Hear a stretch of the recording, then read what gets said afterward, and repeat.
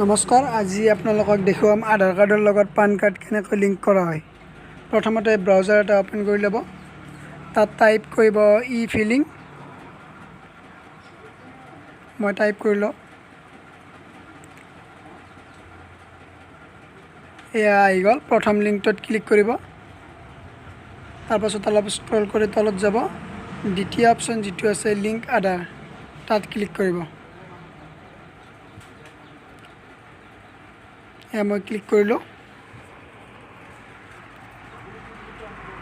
তাৰপাছত এটা নতুন ছাইট খোল খাব।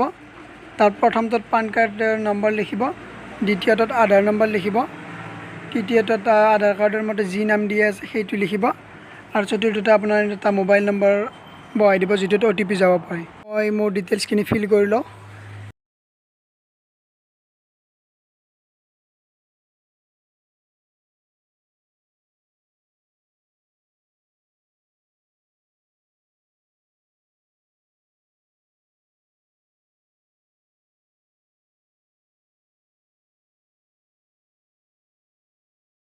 যদি আপোনাৰ আধাৰ কাৰ্ডত মাত্ৰ জন্মৰ চনটো আছে, তেনেহ'লে প্ৰথম টিকমাৰ্কটো দিব, অন্যথা দ্বিতীয়টো দিলেই হ'ব।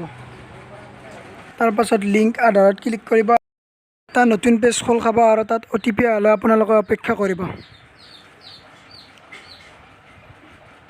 মোৰ মোবাইলত OTP আহি গ'ল, মই ফিল কৰি লওঁ।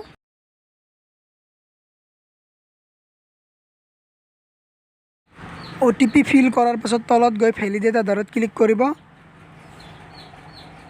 এয়া আপোনাৰ আধাৰ কাৰ্ড আৰু পান কাৰ্ডৰ লিংক ছাকচেছফুল হৈ গ'ল।